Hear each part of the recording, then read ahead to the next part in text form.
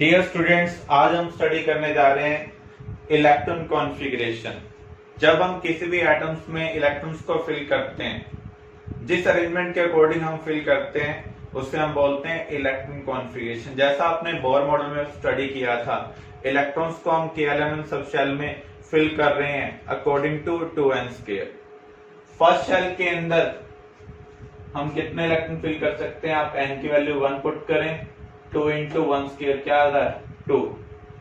ऐसे second shell में n की वैल्यू हम 2 पुट करेंगे, 2² इंटू 2 क्या आ रहा है? 8। ऐसे अगर हम फर्दर कैलकुलेशन करें तो थर्ड शेल के अंदर 18, फोर्थ शेल के अंदर 32। तो यहां पर एक शेल के अंदर हम मैक्सिमम 2n² इलेक्ट्रॉन फिल कर सकते हैं, लेकिन जो क्वांटम मैकेनिकल मॉडल है उसके अकॉर्डिंग हमने जो एनर्जी लेवल है, शेल है, उसको फर्दर डिवाइड कर दिया है सब शेल के अंदर, ऑर्बिटल्स के अंदर। इस न्यू अरेंजमेंट के अकॉर्डिंग हम इलेक्ट्रॉन्स को कैसे फिल कर सकते हैं, अब हम उसे अंडरस्टैंड करेंगे। जो शेल्स है उनको हमने फर्दर सब डिवाइड किया है सब शेल के अंदर, सब शेल को हमने फर्दर सब डिवाइड किया है ऑर्बिटल्स के अंदर। सब शेल को हम रिप्रेजेंट करते हैं s p d f g। अब देखिए किसी भी शेल के अंदर कितने सब शेल होंगे ये हम कैसे डिसाइड करेंगे। अगर n 1 है तो l की पॉसिबल वैल्यू क्या होगी? l की वैल्यू n के ऊपर डिपेंड करती है, 0 to n-1। तो l यहां पर सिर्फ 0 पॉसिबल हो सकता है। l0 किसको रिप्रेजेंट करता है? S सब शेल को रिप्रेजेंट करता है। अब देखिए जो मैग्नेटिक क्वांटम नंबर है वो हमें बताता है सब शेल के अंदर इलेक्ट्रॉन का ओरिएंटेशन कहां पर है। जितने टाइप के ओरिएंटेशन होंगे उतने ही ऑर्बिटल्स प्रेजेंट होंगे। तो S सब शेल के लिए L0 है, m की वैल्यू L के ऊपर डिपेंड करती है, -L2 प्लस L इंक्लूडिंग 0। तो यहां पर m की कितनी वैल्यू पॉसिबल है?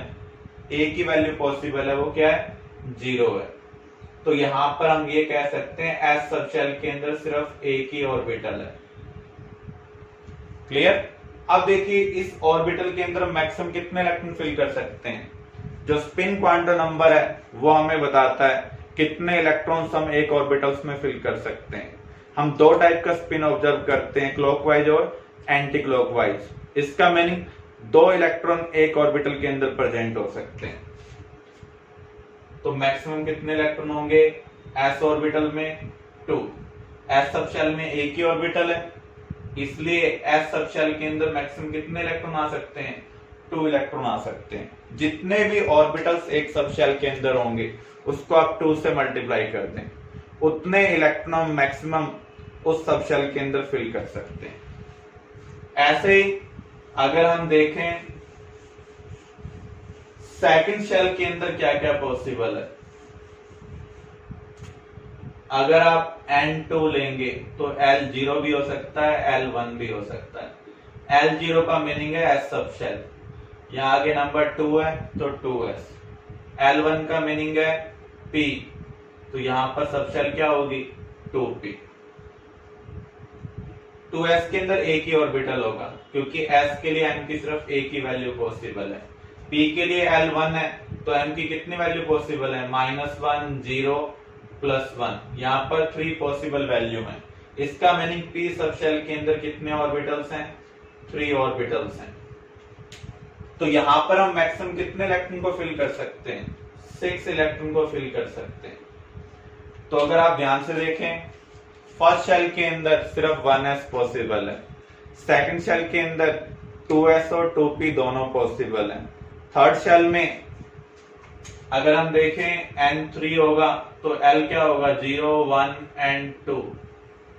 तो इसके अकॉर्डिंग हम क्या कह सकते हैं? 3s भी पॉसिबल है, 3p भी पॉसिबल है और 3d भी पॉसिबल है। d सब शेल के लिए m की कितनी वैल्यू पॉसिबल होंगी? d के लिए L2 है, तो m की यहाँ पर जो वैल्यूज पॉसिबल हैं वो क्या क्या है? -2, -1, 0 +1 +2। तो यहां पर 5 वैल्यूज पॉसिबल हैं, इसलिए यहां पर कितने ऑर्बिटल्स हैं? 5 ऑर्बिटल्स हैं। तो यहां पर हमने शेल को सब शेल में डिवाइड किया, सब शेल को फर्दर ऑर्बिटल्स के अंदर फिर डिवाइड किया है। ऑर्बिटल्स के अंदर मैक्सिमम 2 इलेक्ट्रॉन को फिल कर सकते हैं, क्योंकि यहां पर 2 टाइप के स्पिन पॉसिबल है। अब इलेक्ट्रॉन को फिल करने के लिए हम कुछ रूल्स फॉलो करते हैं। फर्स्ट रूल है होफबा या आउबाउ प्रिंसिपल, जिस तरीके से भी आप याद कर पाए। इसके अकॉर्डिंग हम इलेक्ट्रॉन्स को फिल करते हैं in order of increasing energy. सबसे पहले हम उसको फिल करेंगे जिसके लिए एनर्जी रिक्वायरमेंट सबसे कम होगी। आपको कोई चीज उठानी है, सबसे पहले आप उसको उठाना चाहेंगे जिसकी एनर्जी रिक्वायरमेंट क्या हो? सबसे कम हो। अब ये हम एनर्जी किसके हिसाब से डिसाइड करते हैं? इसके लिए हम एक रूल यूज करते हैं, N+L रूल और बोर्स-ब्यूरी रूल। इसके अकॉर्डिंग हम एनर्जी डिसाइड करते हैं। ये रूल क्या कहता है? Higher the N+L value, higher the energy. जिसकी N+L वैल्यू ज्यादा होगी उसकी एनर्जी भी ज्यादा होगी। 1s और 2s में से हम देखते हैं किसकी N+L वैल्यू ज्यादा है। ये नंबर n को रिप्रेजेंट करता है। s के लिए l क्या होता है? 0। तो यहां पर N+L है 1। ऐसे हम यहां पर देखते हैं N2 होगा, s के लिए l क्या होगा? 0। तो यहां पर N+L वैल्यू क्या होगी? 2। तो सबसे पहले हम 1s को फिल करेंगे, उसके बाद हम किसको फिल करेंगे? 2s को फिल करेंगे। अब हर केस में N+L वैल्यू डिफरेंट नहीं होगी। अगर N+L वैल्यू सेम हो तो उस केस में आपको क्या ध्यान रखना है? Lower the N value, lower the energy. For example 3D and 4s। यहां पर अगर हम देखें, सॉरी 3p एंड 4s, तो यहां पर N3 है, p के लिए l क्या होगा? 1। यहां पर N4 है और s के लिए l क्या होगा? 0। इसका भी N+L वैल्यू 4 है और इसकी भी N+L वैल्यू क्या है? 4 है। तो जिसकी N+ वैल्यू कम होगी उसकी एनर्जी कम होती है, लेकिन यहाँ पर दोनों की इक्वल है। तो किसकी एनर्जी कम होगी? जिसकी N वैल्यू कम होगी। इसका मीनिंग हम 3p और 4s में से पहले किसको फिल करेंगे? 3p को फिल करेंगे। क्लियर?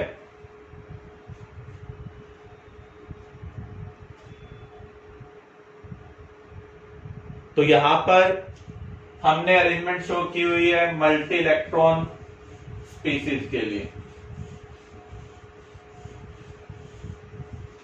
जो मल्टी इलेक्ट्रॉन स्पीसीज हैं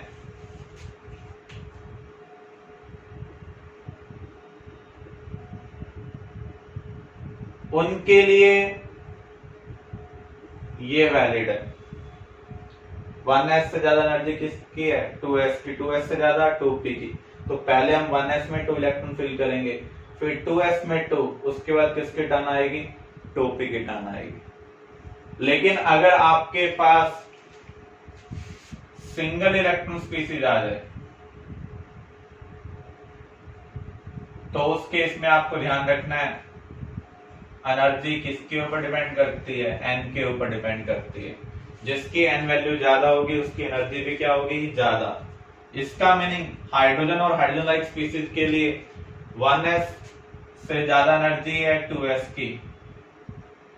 2s और 2p की एनर्जी सेम होगी। 2p में 3 ऑर्बिटल्स हैं, 2px, 2py, 2pz। इन सबकी एनर्जी सेम होगी। इससे ज्यादा एनर्जी किसकी होगी? 3s की। 3s और 3p की एनर्जी सेम होगी।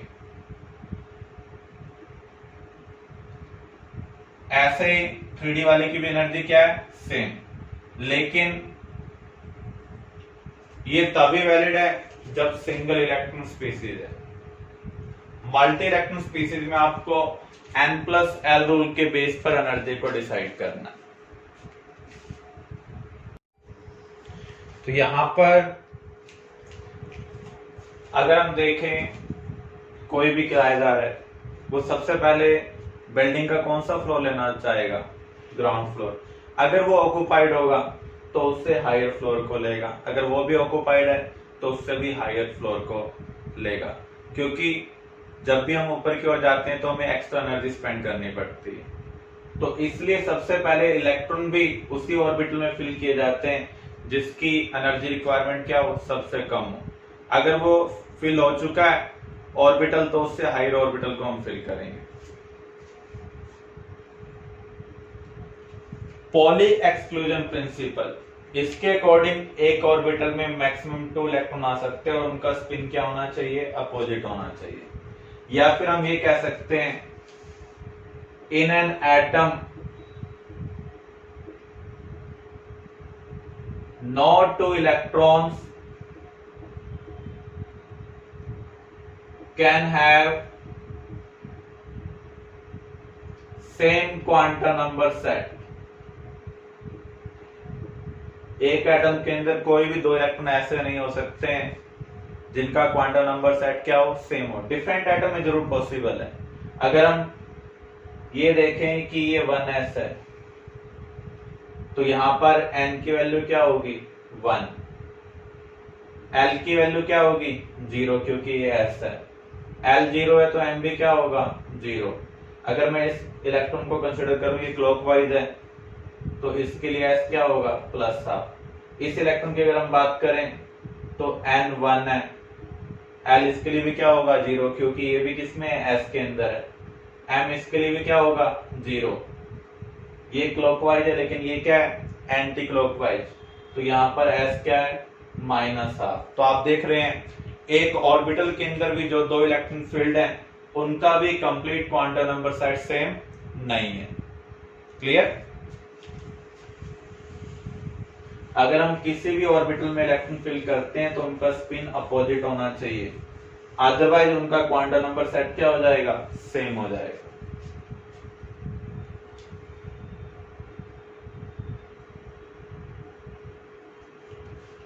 हर्ट्ज रूल, किसी भी सब शेल के अंदर, सब लेवल के अंदर एक से ज्यादा ऑर्बिटल प्रेजेंट हो, जैसे 2p के अंदर 3 है, 2px, 2py, 2pz, ऐसे ही जो 3d है उसमें 5 है, 4f में 7 है, इनकी एनर्जी सेम है। एक सब शेल के अंदर जितने भी ऑर्बिटल होते हैं उनकी एनर्जी क्या होती है, सेम होती है। ऐसे ऑर्बिटल्स को हम क्या बोलते हैं, डीजनरेट ऑर्बिटल्स। एक सब शेल के जितने भी ऑर्बिटल्स होंगे उनकी एनर्जी सेम होती है, ऐसे ऑर्बिटल्स को हम क्या बोलते हैं, डीजनरेट ऑर्बिटल्स। डीजनरेट ऑर्बिटल्स में हम इलेक्ट्रॉन को पहले 1-1 फिल करेंगे, उसके बाद हम पेयरिंग करेंगे। आप ये कह सकते हैं 10 सीट खाली हैं तो पहले हम 1-1 बैठेंगे बेंच के ऊपर, फिर अगर एक्स्ट्रा स्टूडेंट होंगे तो एक्स्ट्रा स्टूडेंट आपके साथ बेंच पर आकर बैठ सकता है, क्योंकि जब हम पेयरिंग करते हैं तो इलेक्ट्रॉन और इलेक्ट्रॉन क्या करेंगे, रिपेल करेंगे। इस रिपल्शन को मिनिमाइज करने के लिए पहले 1-1 फिल होते हैं, उसके बाद जगह नहीं बचेगी तो फिर हमें उसे क्या करना है, पेयर करना है। अपोजिट स्पिन के साथ जो हम पेयर करने की बात करते हैं वो किसके अकॉर्डिंग है, पॉली के अकॉर्डिंग है। लेकिन जो हम 1-1 फिल करने की बात करते हैं वो किसके अकॉर्डिंग है, हर्ट्ज रूल के अकॉर्डिंग है। Is it clear.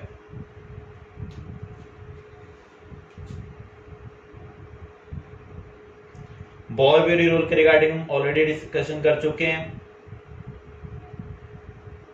तो यहां पर अगेन वही चीज रिप्रेजेंट की हुई है। पहले हम 1s को फिल करेंगे मल्टी इलेक्ट्रॉन में, देन 2s को 2p में हम पहले 1 1 फिल करेंगे, फिर पेयर करेंगे। जब 2p कंप्लीटली फिल्ड हो जाएगा फिर किसके टर्न आएगी 3s की, देन 3p में हम 1 1 फिल करेंगे।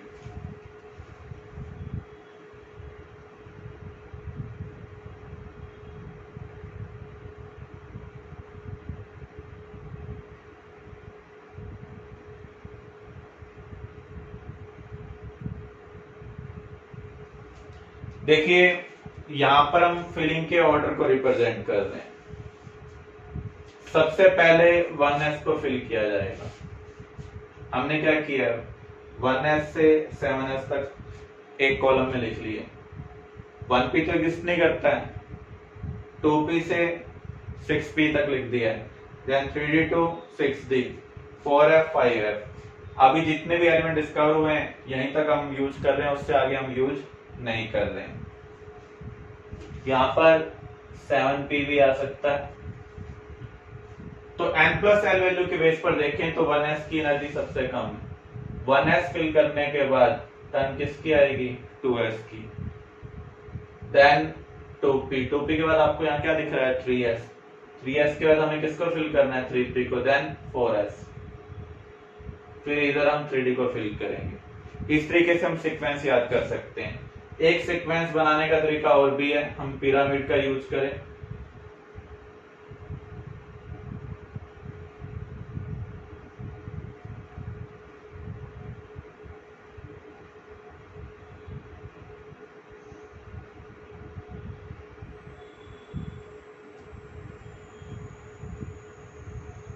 ऐसे यहां पर 2p 3p 4p 5p 6p 7p।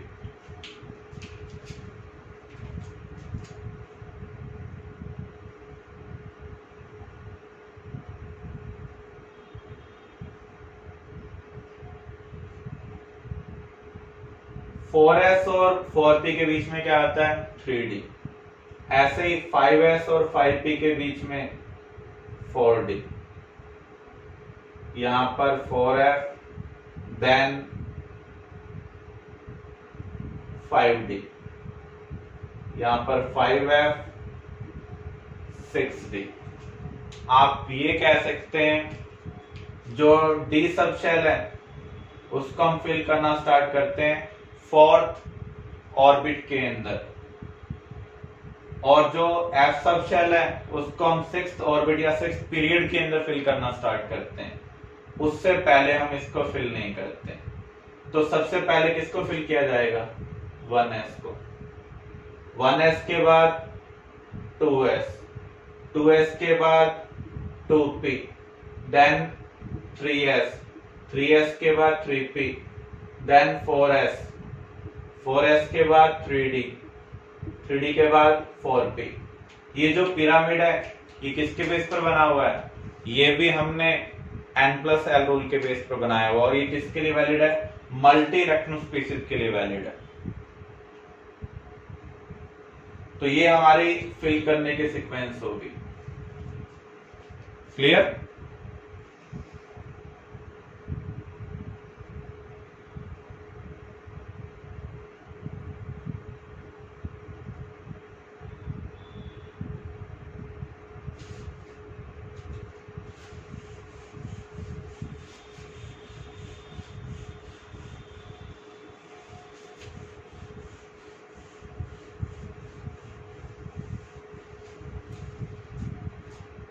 जब इलेक्ट्रॉन अपने एक्सिस के अराउंड स्पिन करता है तो वो मैग्नेटिक फील्ड प्रोड्यूस करता है।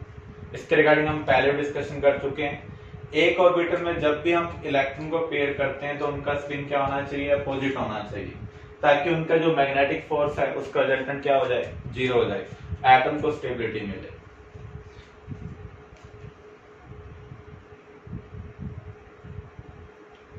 अब हम कुछ कॉन्फ़िगरेशन प्रैक्टिस करते हैं। हाइड्रोजन के पास कितने इलेक्ट्रॉन है 1, तो उस केस में हम सबसे पहले किसको फिल करेंगे 1s को। 1s में मैक्सिमम 2 इलेक्ट्रॉन आ सकते हैं, लेकिन हमारे पास तो एक ही है, इसलिए हम लिख रहे हैं 1s 1। हीलियम, कितने इलेक्ट्रॉन है हीलियम में? 2, तो यहां पर क्या आएगा? 1s2। लिथियम 3 इलेक्ट्रॉन है, 1s2। थर्ड इलेक्ट्रॉन 1s के बाद क्या आ रहा है? 2s। कितने इलेक्ट्रॉन हमें और फिल करने? 1। Beryllium 1s2 2s2। Boron 5 electron होंगे, 1s2 2s2। 2s के बाद किसकी टर्न है? 2p की। हमारे पास 5 इलेक्ट्रॉन है, फोर्थ हम ऑलरेडी फिल कर चुके हैं, तो फिफ्थ इलेक्ट्रॉन कहां पर आएगा? 2p में। ऐसे अगर हम फ्लोरीन के लिए देखें, फ्लोरीन का एटॉमिक नंबर कितना है? 9, तो 1s2 2s2 2p 5। जो ये कॉन्फ़िगरेशन है इसको हम इस तरीके से भी लिख सकते हैं। देखो 1s2 नोबल गैस कॉन्फ़िगरेशन को रिप्रेजेंट करता है। जब भी हम नेक्स्ट पीरियड में शिफ्ट होंगे तो जो प्रीवियस पीरियड की नोबल गैस होगी उसको हम डायरेक्टली लिख सकते हैं, ताकि हम कॉन्फ़िगरेशन को शॉर्ट वे में लिख पाए। तो 1s2 किसको रिप्रेजेंट कर रहा है? हीलियम को, तो हीलियम के आगे क्या आ जाएगा? 2s1। ऐसे अगर हम सोडियम को कंसिडर करें, सोडियम क्या होगा? 1s2 2s2 2p6। देखो s के अंदर मैक्सिमम 2 आ सकते हैं, p के अंदर मैक्सिमम कितने आ सकते हैं? 6। टोटल इलेक्ट्रॉन में कितने फिल करने हैं? 11। अभी हमने 10 फिल किए, तो इसके बाद क्या आएगा? 3s1। लेकिन इससे पहले वाला जो कॉन्फ़िगरेशन है ये किससे बिलोंग करता है? नोबल गैस से। Neon atomic number 10, 1s2 2s2 2p6। तो मैं डायरेक्टली इसको शॉर्ट फॉर्म में ऐसे भी लिख सकता हूं, नियोन 3s1। तो हमें इतना बिग कॉन्फ़िगरेशन लिखने की रिक्वायरमेंट नहीं होगी। Is it clear? अगर आपको किसी भी केटायन का कॉन्फ़िगरेशन लिखना हो तो उस केस में आपको ध्यान रखना है इलेक्ट्रॉन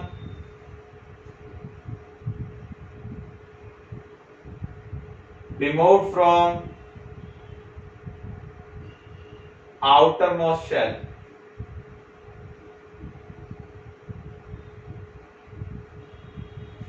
सोडियम के केस में हमें एक इलेक्ट्रॉन निकालना है। आउटमोस्ट शेल कौन सी होगी? जिसकी एन वैल्यू मैक्सिमम होगी। यहाँ एन वैल्यू 1 है, यहाँ पर 2 है, यहाँ पर 2 और यहाँ पर एन वैल्यू क्या है? 3। तो हम आउटमोस्ट शेल से इलेक्ट्रॉन का रिमूवल करेंगे। तो यहाँ पर हमें एक इलेक्ट्रॉन का रिमूवल करना है, तो हम 3s से रिमूवल करेंगे। तो अब इसका कॉन्फ़िगरेशन क्या होगा? 1s2 2s2 2p6। अब आपको कुछ कॉन्फ़िगरेशन राइट करने हैं। Fe का atomic number 26, potassium atomic number 19, Fe+2, इनका आपको कॉन्फ़िगरेशन लिखना है।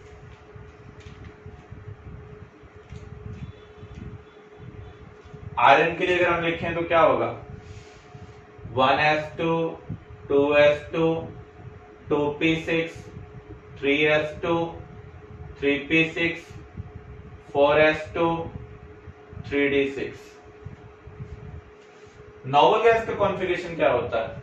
या तो 2 होगा या 10 होगा, मीन्स 2,8 18 2,8,8 36। तो ये हीलियम को रिप्रेजेंट कर रहा है, ये नियोन को, ये आर्गन को, ये क्रिप्टॉन को। तो यहां पर इसको हम शॉर्ट वे में भी लिख सकते हैं। देखिए यहाँ पर 2 2 4 + 6 10 + 2 12 + 6 6 18। तो यहां पर हम डायरेक्टली इसकी जगह क्या लिख सकते हैं? Argon 18 4s2 3d6। तो आयरन के कॉन्फ़िगरेशन को हम इस तरीके से भी लिख सकते हैं। ऐसे हम पोटेशियम के कॉन्फ़िगरेशन को लिख सकते हैं, जैसे आप कंफर्टेबल फील करें। 1s2 2s2 2p6 3s2 3p6 4s1। यहां तक 19 इलेक्ट्रॉन हो चुके हैं। अगर हम इसे शॉर्ट वे में लिखना चाहें तो क्या होगा? आर्गन 18, उसके बाद क्या आएगा? 4s1। देखो आर्गन कहां पर कंप्लीट हो रहा है, थर्ड शेल में। थर्ड शेल के बाद हमें फोर्थ शेल को स्टार्ट करना है। अब पिरामिड में देखें, फोर्थ शेल में पहले क्या आ रहा है, 4s। तो जो आपको नेक्स्ट इलेक्ट्रॉन फिल करना है वो हम कहां फिल करेंगे, 4s में। इसलिए मैंने लिखा है आर्गन 18 4s1। Fe+2 का कॉन्फ़िगरेशन क्या होगा,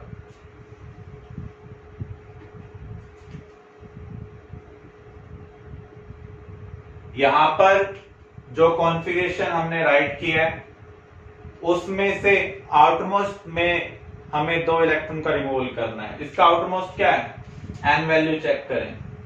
देखो एन वैल्यू क्या है, 4, जो मैक्सिमम है। ये आउटमोस्ट शेल को रिप्रेजेंट कर रहा है। तो यहां पर 4s से हमें 2 इलेक्ट्रॉन का रिमूवल करना है। तो अब इसका कॉन्फ़िगरेशन क्या होगा, 1s2 2s2 2p6 3s2 3p6 3d6। Electron का रिमूवल हमेशा आउटरमोस्ट से किया जाता है, जबकि एडिशन हम रूल्स के अकॉर्डिंग करते हैं। क्लियर।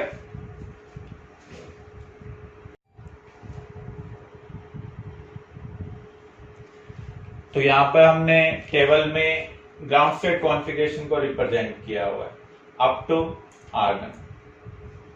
तो ये आपको प्रैक्टिस करने हैं, लेकिन कुछ कॉन्फ़िगरेशन में गड़बड़ भी है। आपको अभी के लिए 2 केस याद रखने हैं, एक तो कॉपर का और एक क्रोमियम का। कॉपर का टर्म नंबर है 29, क्रोमियम का 24।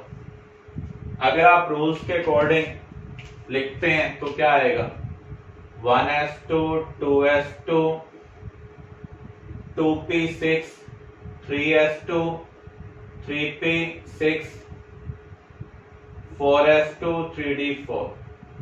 लेकिन एक्चुअल में कॉन्फ़िगरेशन ये नहीं है, यहां पर कुछ डिफरेंस है। इसकी जगह क्या है, 4s1 3d5। रूल्स के अकॉर्डिंग 4s कंप्लीटली फिल्ड होना चाहिए, तभी हम 3d को फिल कर सकते हैं। इसका मीनिंग यहाँ पर जो आवभाव रूल है, उपवा रूल है, उसको हम प्रॉपरली फॉलो नहीं कर रहे हैं, इसलिए हम इसको क्या बोल रहे हैं, एक्सेप्शन केस। ऐसे कॉपर में अगर हम देखें, atomic number 29 1s2 2s2 2p6 3s2 3p6 4s2 3d9। तो यहां पर रूल के अकॉर्डिंग तो ये कॉन्फ़िगरेशन है, लेकिन एक्चुअल कॉन्फ़िगरेशन में यहां पर कुछ डिफरेंस है, 4s1 3d10। तो ये वाला कॉन्फ़िगरेशन जो है वो गलत है। तो यहां पर भी इसे हम क्या कहेंगे, एक्सेप्शन कहेंगे। अब ये एक्सेप्शन किसकी वजह से आ रही है, एक्चुअल में 4s से एक इलेक्ट्रॉन जब 3d में शिफ्ट हो रहा है तो इसको हाफ फील्ड स्टेबल कॉन्फ़िगरेशन मिल रहा है।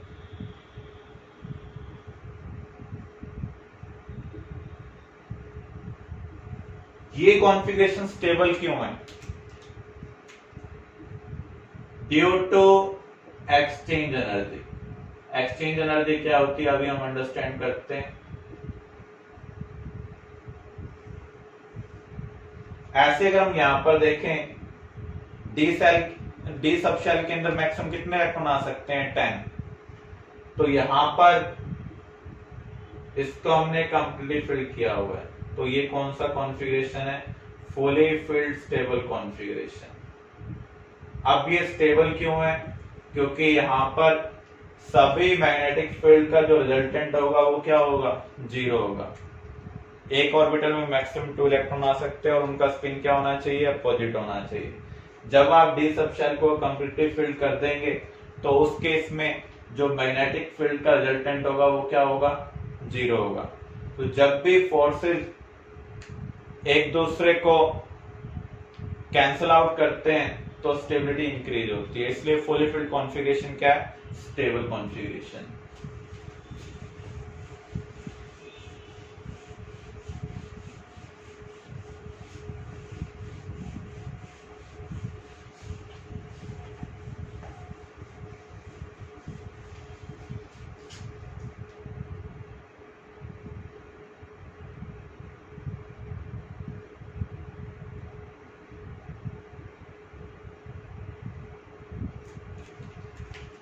अब यहां पर क्रोमियम में एक्सचेंज एनर्जी को हमें अंडरस्टैंड करना था।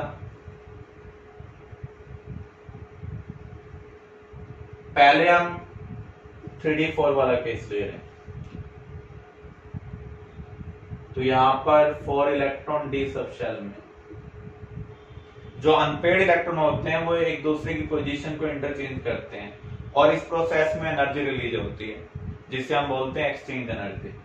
तो यहां पर कितने एक्सचेंज पॉसिबल है? ये इलेक्ट्रॉन इन तीनों इलेक्ट्रॉन के साथ पोजीशन को एक्सचेंज कर सकता है, ऐसे ये इलेक्ट्रॉन इन दोनों के साथ, इसका एक्सचेंज तो हम ऑलरेडी काउंट कर चुके हैं, ऐसे ये फर्दर इधर एक्सचेंज कर सकता है। तो टोटल कितने एक्सचेंज हो रहे हैं? 3 + 2 + 1, तो यहां पर 6 एक्सचेंज है। जब हम 4s वाले इलेक्ट्रॉन को यहां पर प्रमोट कर देते हैं तो ये 3d4 से क्या बन चुका है? 3d5। अब यहां पर 5 अनपेड इलेक्ट्रॉन,